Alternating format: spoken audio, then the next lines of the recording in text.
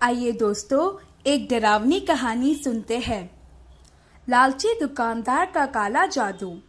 यह कहानी नोएडा के रहने वाले ब्रिजेश की है। ब्रिजेश के माता पिता दोनों बहुत लगन से मेहनत करके काम करते हैं। वे मेहनत करके अपनी एक किराने की दुकान चलाते थे। ब्रिजेश उनके बेटे बहुत मन लगाकर पढ़ाई करते थे और इंजीनियर बनना चाहते थे, परंतु उनके पिता के पास इतने पैसे न होने के कारण उन्हें 12वीं से ज़्यादा नहीं पढ़ा पाए। वे 10वीं और 12वीं में बहुत अच्छे नंबर से पास होते हैं, परंतु फिर भी उनके पिता उन्हें पढ़ाई के बाद अपनी दुकान पर लगा देते हैं। वे सभी काम बहुत मन लगाकर करते थे, इसीलिए जब उनके पिता उन्हें दुकान पर बैठाते हैं तो वे दुकान पर काम भी बहुत मन लगाकर करते हैं और उनके सभी ग्राहकों के साथ अच्छा व्यवहार करते थे। उनके पिता यह देखकर उनसे खुश थे, परंतु ब्रिजेश इससे भी बेहतर काम करने का सोचते रहते थे। वे यही चाहते थे कि अगर वे दिल लगाकर मेहनत से काम करते रहेंगे तो वे अपने पिताजी से आगे पढ़ाई करके इंजीनियर बनने के लिए मांग करेंगे। वे दुकान पर काम करके थोड़े पैसे अपने आप के लिए जमा करते थे कि वे एक दिन अपने कॉलेज की फीस दे सके। दुकान पर काम करने के 6 महीने में ही वे अच्छे पैसे जमा कर देते हैं। यह देखकर वे बहुत खुश हो जाते हैं। वे अपने पिता को यह पैसे बता के कॉलेज जाने की मांग करते हैं, पर उनके पिता उन्हें साफ मना कर देते हैं। वे बहुत निराश हो जाते हैं।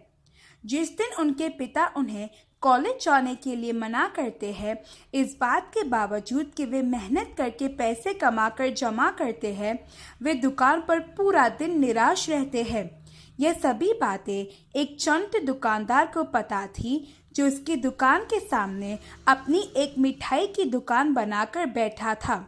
उसका बेटा भी ब्रिजेश की तरह दुकान में काम करता था, पर उस दुकानदार का बेटा बहुत आलसी और कामचोर था।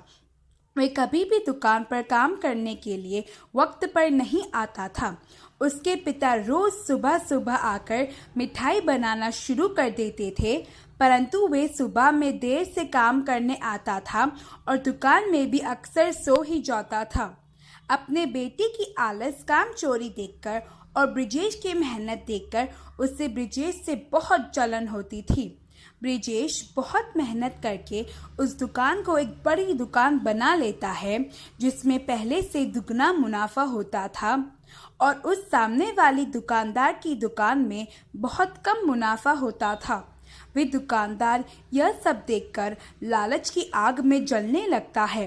लालच में आकर वे सोचता है कि किसी हाल में उसे भी या तो ब्रिजेश की दुकान की तरह बड़ी दुकान चाहिए या तो ब्रिजेश की दुकान को पूरी तरह से खत्म करनी होती है। उसे दुकान खत्म करने की बात सही लगती है और वे इसलिए एक व्यक्ति के पास जाता है जो काला जादू बहुत अच्छे से करता था। उसका काला जादू इतना शक्तिशाली था कि जिस पर भी वे जादू करता था वे बर्बाद हो के ही रहता था। उसे काला जादू उसके दादाजी ने सिखाया था। लालच की आग में जलते हुए सामने के दुकानदार वाला उस व्यक्ति के पास जाता है। वे व्यक्ति बहुत बूढ़ा और डरावना लग रहा था।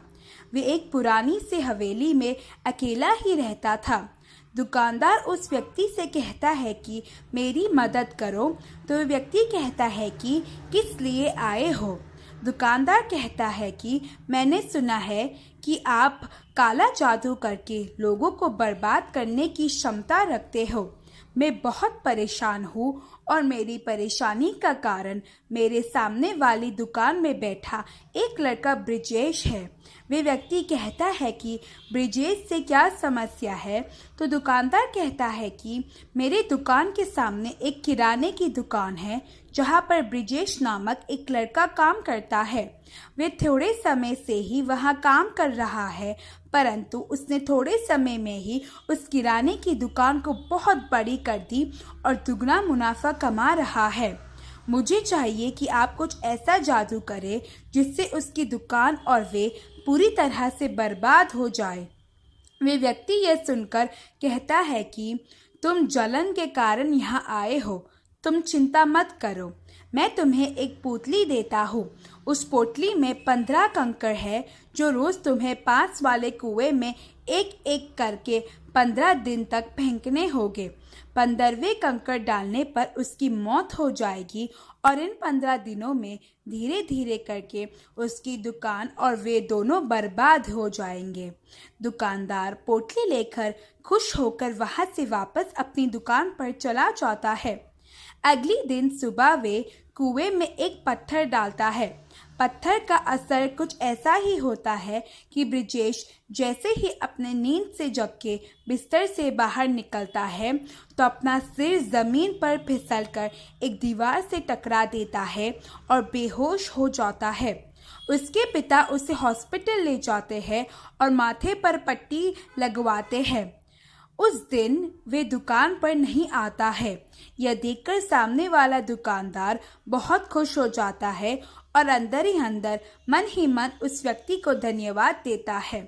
दुकानदार दूसरे दिन भी कंकड़ को कुएं में फेंकता है तो उस सुबह ब्रिजेश के सामने एक पर्दा अपने आप उड़कर उसके मुंह से लिपटकर उसके गले को दबाने की कोशिश करता है तो उसके पिता सही समय पर आकर उसे बचा लेते हैं। इस तरह यह सिलसिला 14 दिन तक चला। 14वें दिन की रात में ब्रिजेश उस काले जादू के असर के कारण बहुत बीमार पड़ जाते हैं और सांस लेने में उसे बहुत तकलीफ होती है। जैसे तैसे करके उस रात सो जाता है। अब अगली सुबह दुकानदार आखिरी कंकड़ को कुएं में डाल के दुकान में आ जाता है। ब्रिजेश उस सुबह सो रहा होता है जब वे अचानक उठता है और देखता है कि एक रस्सी उसके गले में फंदे की तरह बंध जाती है और उसे खींचना शुरू कर देती है। वे अपने आप खींचा चला जाता है और उसी कुएं के पास आ जाता है जहां लालची दुकानदार कंकड़ डाल रहा था।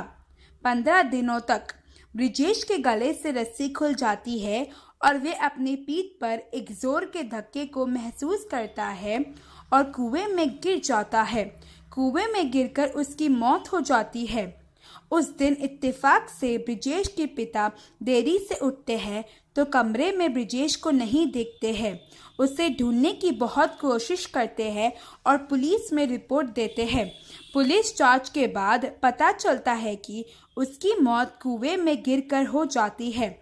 उसके पिता यह सदमा सहन कर नहीं सके और उन्हें हार्ट अटैक हो जाता है। कुछ दिनों में उनकी मौत हो जाती है।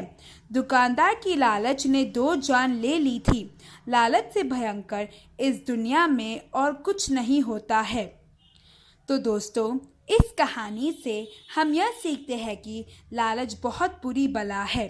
लालच के कारण बहुत बुरा हो सकता है। लालच हमें कई बार बड़े बड़े अपराध करने पर मजबूर कर देती है। इसीलिए हमेशा लालच करने से दूर रहना चाहिए।